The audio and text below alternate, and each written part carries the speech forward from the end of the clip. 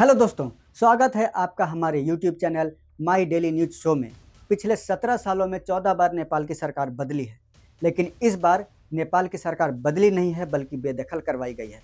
और केपी शर्मा ओली की सरकार को नेपाल की जनता ने ही बेदखल किया है। वो इसलिए क्योंकि उनके सरकार के दौरान भ्रष्टाचार, गरीबी, बेरोजगारी और अराजकता चरम पर पहुंच रही थी दोस्तों। साथ ही ओली की सरकार में भारत और नेपाल के रिश्तों में थोड़ी सी खटास आ गई थी, क्योंकि ओली की सरकार जो थी वो चाइना से ज़्यादा नज़दीकियां बढ़ा रही थी। क्योंकि केपी शर्मा ओली भी कम्युनिस्ट पार्टी ऑफ नेपाल से थे, कम्युनिस्ट विचारधारा के थे। और यही सब कारण रहा कि हिमालय की वादियों से घिरे नेपाल में लोगों का गुस्से का लावा उबल रहा था। केपी शर्मा ओली की नीतियों से नेपाल की जनता के गुस्से का लावा अंत में फट पड़ा और केपी शर्मा ओली सत्ता से बेदखल हो गए। और अब नेपाल की जनता ने ही सुशीला कार्की को अंतरिम प्रधानमंत्री बनाया है।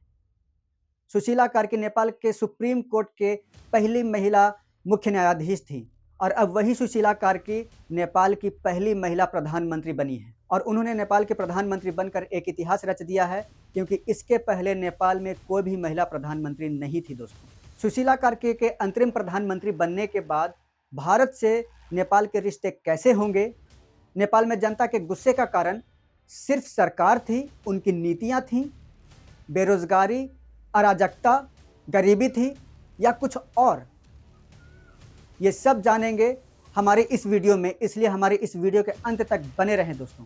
देखिए दोस्तों, नेपाल में बहुत ज़्यादा गरीबी है और इसी वजह से नेपाल की जनता और युवा पीढ़ी अपने देश से बाहर जाकर नौकरियों की तलाश करते हैं और जॉब करते हैं। वे ज़्यादातर भारत में आकर जॉब की तलाश में रहते हैं और यहीं जॉब भी करते हैं दोस्तों। चाहे वो गार्ड की नौकरी हो, चाहे वो सेना की नौकरी हो, चाहे वो पुलिस की नौकरी हो, चाहे वो प्राइवेट नौकरियां हों, यानी किसी भी नौकरी के लिए, किसी भी जॉब के लिए, अपने भविष्य को सुधारने के लिए वो भारत आते हैं। लेकिन जब तक ओली की सरकार थी, भारत और नेपाल के रिश्तों में थोड़ी सी खटास आ गई थी, जिसके वजह से नेपाल की जनता को रूस के सेना में भी जाकर यूक्रेन और रूस के लड़ाइयों में हिस्सा लेना पड़ा था दोस्तों।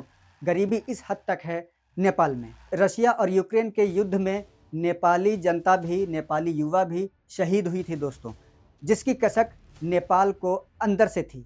दूसरी तरफ नेपाल की जनता ये देख रही थी कि वो बहुत मुश्किल से अपने दिन काट रहे हैं, बहुत मुश्किल से वो लोग अपने परिवार को चला रहे हैं, लेकिन नेपाल के जो नेता लोग हैं, प्रधानमंत्री हो, गृह मंत्री हो, कानून मंत्री हो, मुख्यमंत्री हो या पूर्व प्रधानमंत्री हो, यानी जितने भी नेता हैं, उनके जो बेटे बेटियां हैं वो बाहर फॉरेन में जाकर स्टडीज़ कर रहे हैं, पढ़ रहे हैं।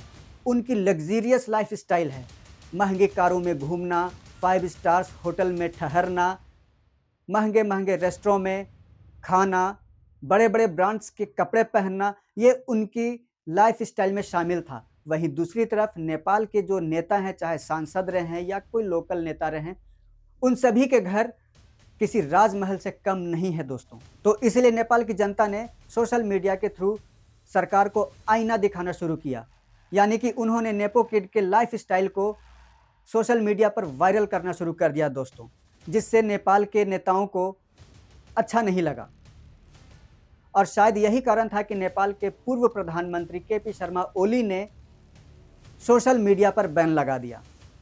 सोशल मीडिया नेपाल की जनता के लिए सिर्फ मनोरंजन का साधन नहीं था दोस्तों। सोशल मीडिया नेपाल के युवाओं के लिए एक ऐसा मंच था जिस मंच से वो अपने हकों के लिए आवाज़ उठाते थे, अपने अधिकारों के लिए सरकार से सवाल पूछे जाते थे।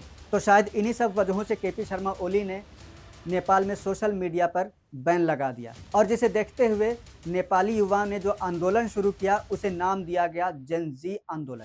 और वो आंदोलन तो शांतिपूर्ण था, लेकिन वो आंदोलन बड़ा रूप लेने लगा, जिसके वजह से सरकार डर गई और उन्होंने फायरिंग करवाई, जिसमें 20 नेपाली युवा मारे गए।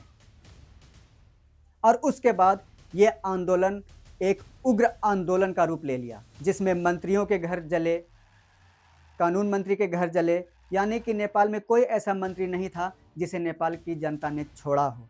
पूर्व प्रधानमंत्री ओली ने आनन फानन में अपना इस्तीफा देकर वहां से सेना की हेलीकॉप्टर से कहीं रवाना हो गए। अब वो कहाँ हैं वो किसी को नहीं पता। उड़ती उड़ती खबरों के मुताबिक केपी शर्मा ओली जो हैं वो दुबई के लिए निकल गए हैं, लेकिन कोई श्योर नहीं है कि वो कहाँ गए हैं। और उसके बाद नेपाल की जनता ने भ्रष्टाचार, बेरोजगार और अराजकता के खिलाफ हंगामा किया, तोड़-फोड़ मचाया, यहाँ तक कि उन्होंने नेपाल के संसद तक को नहीं छोड़ा दोस्तों। कुछ उपद्रवियों ने तो नेपाल के प्रसिद्ध मंदिर पशुपतिनाथ मंदिर को भी नुकसान पहुंचाने की कोशिश की। तो आप ही सोचिए दोस्तों कि एक शांतिपूर्ण आंदोलन इतना उग्र कैसे हो गया। चलिए मानते हैं लोगों का गुस्सा सरकार के खिलाफ था, उन्होंने सरकार के खिलाफ नारेबाजी की, सरकार के घरों में जाकर तोड़फोड़ मचाई, लेकिन पशुपतिनाथ मंदिर को नुकसान उन्होंने क्यों पहुंचाया?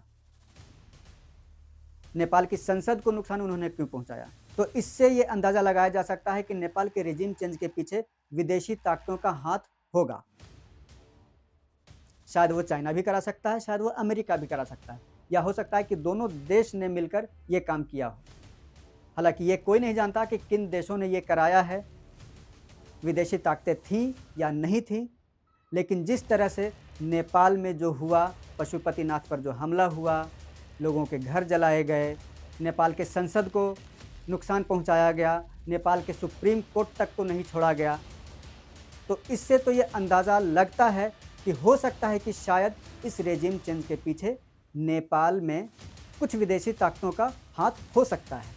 हालांकि ये कंफर्म नहीं है, मैं नहीं कर रहा हूँ, ये एक अंदाज़ा लगाया जा रहा है दोस्तों। खैर, अब नेपाल में अंतरिम सरकार बन गई है, सुशीला कार्की की सरकार आ गई है और वो अब नेपाल की प्रधानमंत्री हैं। तो अब बात करते हैं कि भारत और नेपाल के बीच के जो रिश्ते हैं वो कैसे होंगे। देखिए दोस्तों, सुशीला कार्की को नेपाल के प्रधानमंत्री के रूप में इसीलिए चुना गया क्योंकि वो भ्रष्टाचार के खिलाफ हमेशा बुलंद आवाज़ उठाती थी, अराजकता के खिलाफ वो हमेशा कड़ाई से पेश आती थी। इसीलिए नेपाल की जनता और जेनजी आंदोलनकारियों ने सुशीला कार्की को चुना है। हालांकि उनकी पढ़ाई भारत से हुई है, भारत के BHU से उनकी पढ़ाई हुई है, भारत से उनके पर्सनली व्यक्तिगत रूप से अच्छे संबंध हैं। अभी तो वो सरकार में आई हैं और उम्मीद किया जा सकता है कि नेपाल के विकास में उनका एक अहम योगदान होगा। हालांकि ये अंतरिम सरकार 6 महीनों के लिए है, 6 महीनों के बाद हो सकता है कि नेपाल में चुनाव हो जाएं, लेकिन फिर भी इन 6 महीनों में नेपाल की रूपरेखा बदल सकती है। भारत से नेपाल के जो संबंध हैं वो काफ़ी सुधर सकते हैं क्योंकि भारत और नेपाल के बीच बेटी और रोटी का संबंध रहा है और वो आज भी है। हालांकि इस समय भारत और नेपाल के बॉर्डर पर सुरक्षा काफ़ी बढ़ा दी गई है ताकि कोई भी अराजक तत्व भारत में अगर घुस जाए तो यह भारत के लिए चैलेंजिंग होगा दोस्तों। तो इसलिए इस समय भारत और नेपाल पर थोड़ी सी तनाव की स्थिति है और दोनों देशों के जो सेना हैं वो बॉर्डर पर काफ़ी मुस्तैद हैं। आपने एक बात गौर की है दोस्तों, ये जो रेजिम चेंज हो रहा है ये भारत के सारे पड़ोसी देशों में हुआ है। 2021 में म्यांमार में रेजिम चेंज हुआ, अप्रैल 2022 में पाकिस्तान में रेजिम चेंज हुआ दोस्तों। उस समय यूएस ने पाकिस्तान में अपने मिलिट्री बेस के लिए इमरान सरकार को कहा था और इमरान सरकार ने यूएस मिलिट्री बेस बनाने के लिए यूएस को साफ साफ इनकार कर दिया था, जिसके वजह से इमरान सरकार गिर गई और एक नई सरकार का गठन हुआ जो कि अब शहबाज शरीफ की सरकार है पाकिस्तान में। जुलाई 2022 में श्रीलंका में सरकार बदली दोस्तों, वहाँ भी रेजिम चेंज हुई क्योंकि श्रीलंका ने चाइना से लोन ले रखा था। हालांकि श्रीलंका सरकार चाइना के काफ़ी नज़दीक नहीं जा रही थी, लेकिन फिर भी चाइना ने श्रीलंका में सरकार बदल डाली, वहाँ भी सत्ता परिवर्तन कर दिया दोस्तों। उसके बाद बात करते हैं मालदीव की। मालदीव में मोइजू की सरकार है जो कि 2023 में आई थी। हालांकि वो चुनाव जीत कर आए थे, लेकिन वो भारत विरोधी बातों को रखकर चुनाव को जीता था और उन्होंने भी भारत का साथ छोड़कर भारत के खिलाफ चाइना से जाकर के हाथ मिलाया। लेकिन फिर बाद में जब मोइजू को सच्चाई पता चली तो फिर उन्होंने भारत के साथ आकर दोस्ती का हाथ बढ़ाया है और अब वो भारत के साथ एक अच्छे संबंध बनाने की कोशिश कर रहे हैं। 2024 में भी कुछ ऐसा ही हुआ था। 2024 में बांग्लादेश में भी रेजिम चेंज हुआ था दोस्तों। बांग्लादेश में शेख हसीना की सरकार थी और जब तक शेख हसीना की सरकार थी बांग्लादेश बहुत अच्छे तरीके से चल रहा था। उसकी जो बांग्लादेश की इकोनॉमी धीरे धीरे ग्रो कर रही थी, लेकिन बांग्लादेश के पास एक सेंट मार्टिन आइलैंड है जिसे यूएस मांग रहा था अपने मिलिट्री बेस के लिए। शेख हसीना ने भी मना कर दिया यूएस को सेंट मार्टिन आइलैंड देने से। हालांकि यूएस परमानेंटली उस आइलैंड को नहीं मांग रहा था, वो लीज पर उस आइलैंड को मांग रहा था, लेकिन हसीना सरकार ने यूएस को साफ साफ मना कर दिया और नतीजा शेख हसीना को बांग्लादेश छोड़कर भागना पड़ा और अब बांग्लादेश की सत्ता पर मोहम्मद यूनुस काबिज हो गए हैं दोस्तों। उन्हें आए हुए 6 महीने से काफ़ी ज़्यादा हो गए हैं, लेकिन उन्होंने अभी तक बांग्लादेश में चुनाव नहीं करवाए हैं और उनके सत्ता में आने के बाद, यानी मोहम्मद यूनुस के सत्ता में आने के बाद बांग्लादेश में क्या हुआ वो आप सभी को मालूम है। और अब 2025 में नेपाल में रेजिम चेंज। तो आपको नहीं लग रहा दोस्तों कि भारत के जितने भी पड़ोसी देश हैं, सब देशों में रेजिम चेंज हुए हैं? क्या ये भारत के लिए कोई चक्रव्यूह रचा जा रहा है? हालांकि भारत के जितने भी पड़ोसी देश हैं, उनकी जनसंख्या भारत से बहुत ज़्यादा कम है। यहाँ चाहकर भी विदेशी ताकतें रेजिम चेंज नहीं कर सकती, क्योंकि भारत की जनता समझदार है। अगर आपको याद हो तो पहले भी रेजिम चेंज की कोशिश की गई थी भारत में, शाहीन बाग और किसान आंदोलन। किसान आंदोलन में इसलिए कह रहा हूँ क्योंकि किसानों के नाम पर जितने भी आंदोलनकारी थे, वे लोग लाल किले पर चढ़ाई कर चुके थे दोस्तों। लेकिन मोदी सरकार ने बहुत ही सूझबूझ से काम लिया और इन सभी चीज़ों को बहुत ही अच्छे से हैंडल किया दोस्तों। इसलिए मैं कह रहा हूं कि भारत की जनता बहुत ही ज़्यादा समझदार है, उसे पता है कि क्या अच्छा है भारत के लिए और क्या बुरा है। इसलिए आज के समय में भारत का जीडीपी लगातार ग्रो कर रहा है, भारत की इकोनॉमी लगातार ग्रो कर रही है, भारत मजबूत बन रहा है। इस पर आपका क्या कहना है दोस्तों? कमेंट करके ज़रूर बताएं। धन्यवाद।